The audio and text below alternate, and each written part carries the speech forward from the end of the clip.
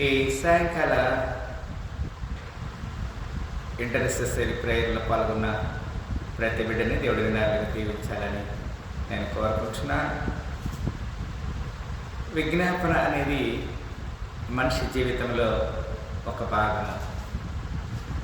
ప్రతిరోజు మనిషికి ఏదైనా ఒక వస్తువు అవసరం ఉంటుంది, ఏదైనా ఒక సహాయం కావాలి. ఈ సహాయం కావాల్సినప్పుడు అది తల్లిదండ్రుల్ని పిల్లలు అడగచ్చు, పిల్లల్ని మన తల్లిదండ్రులు అడగచ్చు. These are all dependence, not independence. స్వతంత్రత కాదు ఇది, ఒకరి మీద ఒకరు ఆధారపడేది. లైక్ వైజ్ భూలోకంలో ఏదైతే మనము ఒకరి మీద ఒకరు ఆధారపడుతున్నామో, even we have depend on the lord creator. ఈ సృష్టికర్త అయిన ప్రభు మీద కూడా మనము అంతకంటే ఎక్కువగా ఆధారపడాలి.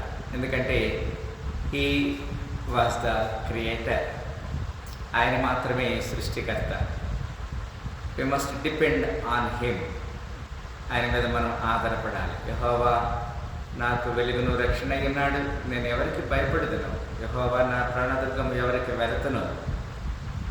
నా శరీర మాంసం తిరుటకై కదండి. కొన్నిసార్లు మనము దుష్టులు మన మీదకి ఆ విధంగా వస్తారు కదా. నన్ను బాధించు శత్రువు నా మీదకి వచ్చినను వారు ఏం చేశారు? తొట్టిల్లి కూలిరి అని చెప్తున్నాడు. మనకి ఆపద కలిగినప్పుడు, అపాయం కలిగినప్పుడు, బాధ కలిగినప్పుడు మనము సహాయం కొరకు వేడుకోవాలి. ఉదాహరణకి కొన్ని సందర్భాల్లో ఇంట్లో సమాధానం దొరకనప్పుడు మరి పోలీస్ స్టేషన్కి ఆచరించాలి. పోలీస్ స్టేషన్ దగ్గర సమాధానం దొరకనప్పుడు కోర్టుకి ఆశ్రయించాలి. ఎప్పుడు జరుగుతుంది ఇది? యుద్ధం ఆపటానికి కదా. 3వ వచనంలో, నాతో యుద్ధము చేయుటకు దండు దిగినను, నా హృదయము భయపడదు. నా మీదకి యుద్ధము రేగినను, దీనిలో నేను ధైర్యము విడవకుందును. ఈ అనుదిన జీవన పోరాటంలో మనము అబద్ధం ఆడకుండా, తప్పు చేయకుండా, యథార్థంగా ఉంటే మనకి యుద్ధము ఎక్కడొచ్చినా ఎవరితోనైనా మనం గెలవచ్చు కదా. అది హైకోర్టు కావచ్చు, సుప్రీంకోర్టు కావచ్చు, రాజకీయ నాయకులు కావచ్చు, ఎవరితోనైనా మనం గెలవచ్చు. ఎప్పుడు? మనలో యథార్థం ఉంటే. అదే ఇశ్రాయేలీల గురించి దేవుడు చూసినప్పుడు, వారు యథార్థతగా ఉన్నప్పుడు అనేక రాజ్యాలు వారు జయించారు. ఎప్పుడైతే వారు దేవుని మీద అవిధేయతని ప్రకటించారో, అప్పుడు ఉత్తర భాగమైనటువంటి ఇశ్రాయేలు దేశాన్ని అష్షూరీయులు ఆ యొక్క బానిసత్వానికి వారు కొనిపోయారు యుద్ధం చేసి. అదే దక్షిణ భాగమైనటువంటి యూదా ప్రాంతంలో బబులోను రాజ్యం వచ్చి వారిని బానిసలుగా కొనిపోయింది. ఇప్పుడు దేవునికి లోబడని ఎవరైనా సరే, అది మనిషి కావచ్చు, దేశం కావచ్చు, వ్యక్తిగత జీవితం కావచ్చు, యుద్ధములు జరుగుతాయని చెప్తున్నాడు అంతే కదా. మనము ఈ యుద్ధం నుంచి తప్పించుకోవాలంటే యథార్థత ఉండాలి కదా. 3వ వచనంలో చెప్పాడు, నాతో యుద్ధము చేయుటకు దండు దిగినను, నా హృదయము భయపడదు. నా మీదకి యుద్ధము రేగినందు, దీనిలో నేను ధైర్యము ఒడుకున్నాను. అనేక విపత్తులు, అనేక సమస్యలు, నిందలు, నేరాలు, అనేక ఒకరి మీద ఒకరికి పొసగకపోవటం. మనము దేవుని దగ్గర యథార్థంగా ఉన్నప్పుడు ఒకవేళ ఆ మాట అంటాడు, యోబు అంటాడు, నా శరీరము చీకిపోయినను నా సృష్టికర్తను నేను చూస్తానంటాడు. How much faith he have on the lord. దేవుని మీద ఎంత విశ్వాసం కలిగినాడు అతను. నా శరీరం చీకిపోయినను నా సృష్టికర్తను నేను చూస్తున్నా. I can see my creator, even my flesh may become destroy కదా. అట్లాగే జరిగింది అతని జీవితంలో. శరీరము కుళ్ళిపోయింది కదా. సర్వము పోయిన శరీరము కుళ్ళిన నా అనువారే వెలివేసిన ఆప్తులంతా శత్రువులు,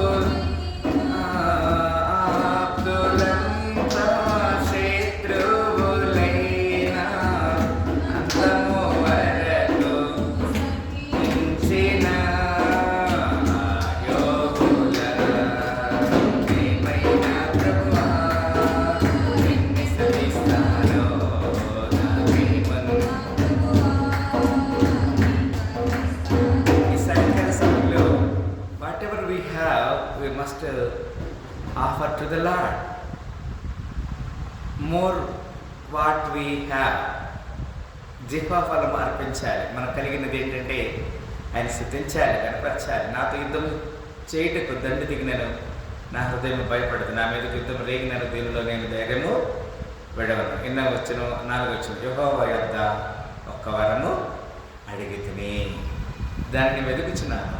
యెహోవా ప్రసన్నత చూచుటకును ఆయన ఆలయంలో ధ్యానించుట నా జీవితకాలమంతా నేను యెహోవా వందనములో నివసింపకోరుచున్నాను. ఇది చాలా చక్కని మాట కదా.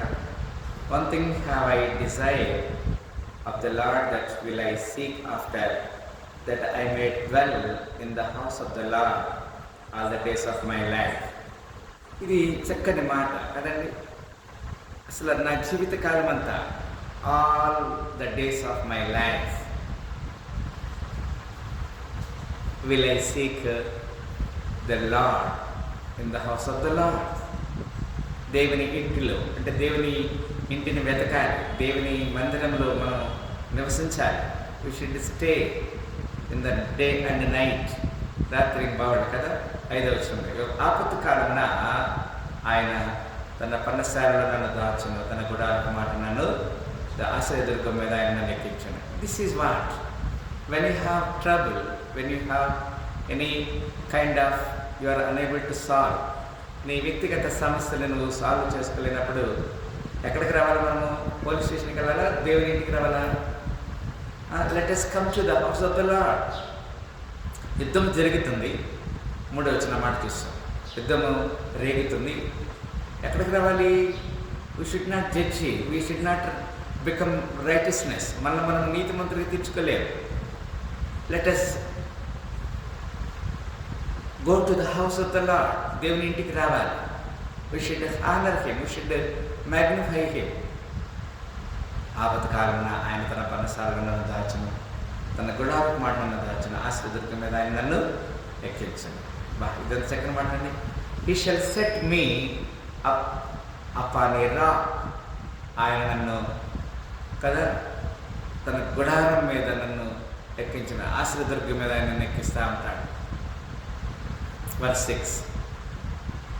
ఇప్పుడు నన్ను చుట్టుకొని ఉన్న నా శత్రువుల కంటే ఎత్తుగా నా తల ఎత్తబడదు. ఆయన గుడారంలో నేను ఉత్సాహధ్వని చేయొచ్చు, బల్లర్పించదను, నేను పాడదని యెహోవాను గురించి స్తుతిగానము చేస్తున్నాను. కొన్నిసార్లు మనము నిజంగా ఈవెన్ ఎవ్రీ హ్యూమన్ బీయింగ్, ప్రతి మానవ మాతృలు ఏం చేస్తారంటే ఒక ఆపద వచ్చినప్పుడు ఆ ఆపదని దేవుని దగ్గరికి వచ్చి దాన్ని సాల్వ్ చేసుకోవాలి. We should have find the solution. We should attend and we should come to the house of the Lord. దేవుని సన్నిధికి వచ్చి మనం దాన్ని సొల్యూషన్ వెతకాలి. కానీ నా శక్తితో నేను సాధిస్తానంటే కాదు.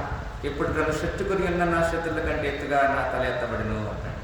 When you come to the house and presence of the lord, దేవుని సన్నిధికి వస్తామో, your head may be rejoice in the front of the enemies కదా. Your head must be lifted up, నీ తల ఎత్తబడతాయి కదండి. Verse 7. అందుకంటాడు, యెహోవా నేను కంఠధ్వని ఎత్తి నిన్ను ప్రార్థించినప్పుడు నా మనవి ఆలకించుము, కరుణతో నాకు hear O lord when I cry with my voice, have mercy also upon me and answer me.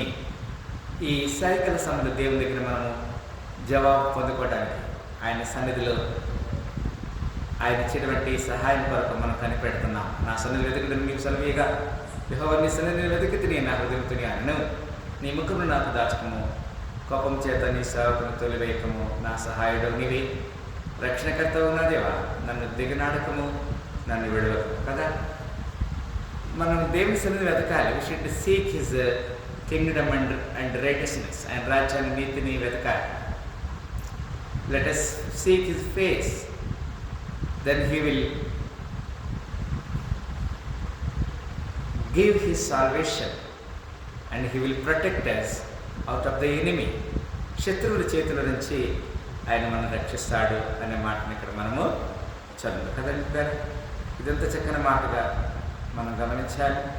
Verse 10 అక్కడ అంటాడు, నా తల్లిదండ్రులు నన్ను విడిచినను, యెహోవా నన్ను చేరదేయను. యెహోవా నీ మార్గం నాకు బోధింపము, నా కొరకు పంచి ఉన్న వారిని చూసి సరళమైన మార్గం నన్ను. కదా, if there is a enemy in front of us, we should trust in him. He will lead us in a right path. మంచి మార్గములో మనం నడిపిస్తాడు కదా, ప్లెయిన్ పాత్.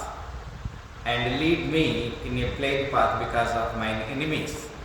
నా శత్రువుల మార్గం నుంచి బాధరించి నన్ను తప్పించి సరళమైన మార్గం కదండి. వరిష్ఠులు అంటాడు, అబద్ధ సాక్షులు పురాతనలుగా నాకు మీదకి లేచిన విరోధులు ఇచ్చుకు నన్ను అప్పగింపకము. యోబు చేసిన ప్రార్థన, నేను నా జీవితకాలం అంతా యెహోవా మందిరంలో నివసిస్తాను, నా దేవుని నేను చూస్తాను అని చెప్తున్నాను. We should see his mighty and power. సజీవుల దేశంలో యెహోవా దయను పొందని నమ్మకం నాకు లేని యెడల 13 నేను ఏమవుతును, యెహోవా కొరకు కనిపెట్టుకొని వెళ్ళము. ఏమవుదునో నేనేమవుదునో, ఏమవుదునో నేనేమవుదునో, ఎవరు సమీపించలేని తేజస్సులో వసించు నా యేసయ్యా. నీ మహిమను తలచిన పరిశుద్ధులు నా కంట పడగానే నేమవుదునో, నేమవుదునో,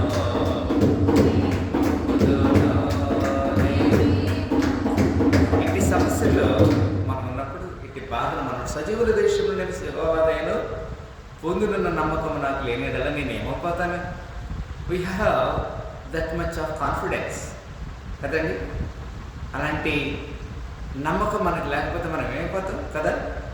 ఇహలోక బంధాలు కదా, సమస్యలు విడిచి నీ ఎదుట నేను నిలుస్తాను. ఇహలోక బంధాలు మరచి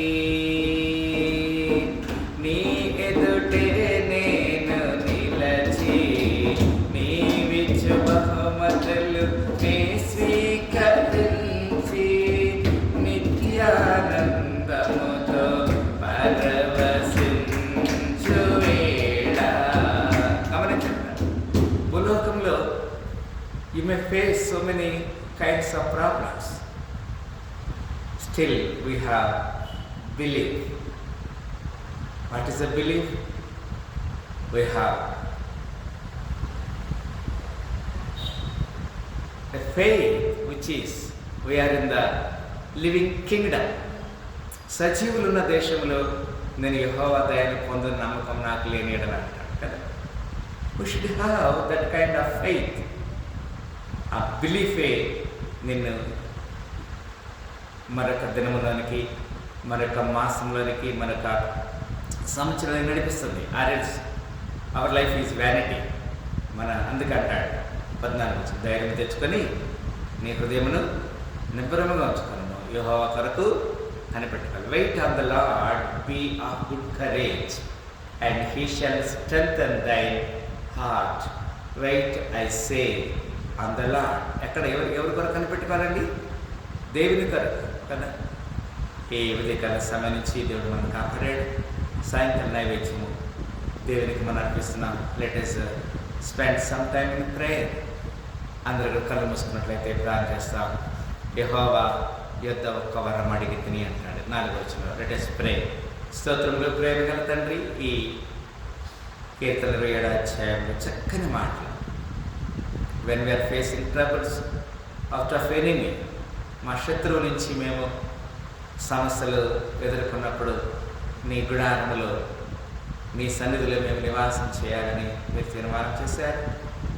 మా శత్రువు మా మీదకి వచ్చినప్పుడు దండెత్తి నీ సహాయం కొరకు ఎదురు చూసినప్పుడు నీ మా పాదమును రాతి మీద నిలుపుతామని మీరు లేకుండా చెప్పారు. అలాంటి కొరకు మేము పాత్రకు సహాయించమని ఈ సాయంకాల సమయంలో ఏర్పాటు చేయబడిన ఈ ఇంటర్సెసరీ ప్రేయర్లో మరి తోడుగోడు సహాయించమని, మేము నీ సన్నిధిని వెతకడని నీవు మాకు సెలవిచ్చావు. నీ సన్నిధి వెతుకుతున్నాం. యెహోవా ప్రసన్నత చూచుటకు, ఆయన ఆలయంలో నివసించుటకు మేము వచ్చి ఉన్నాం నీ సహాయం కొరకు. కనుక మమ్మల్ని సిగ్గుపడనివని చెప్పావు. అలాంటి నిత్య నిరీక్షణలో మేము సహాయించమని, ఈ ఇంటర్సెసరీ ప్రేయర్లో పాల్గొన్న ప్రతి బిడ్డను దీవించమని, ఈ సాయంకాల నైవేద్యము మాకు మా జీవితాలకు ఆశ్రదకరంగా సహాయించమని ప్రార్థన చేసి అడిగి పెట్టుకుంటున్నాము తండ్రి. ఒకసారి ఈ సాయంకాల కొడుకులో పాల్గొన్న ప్రతి బిడ్డని 2 నిండాలుగా దీవించి ఆశ్రయించిన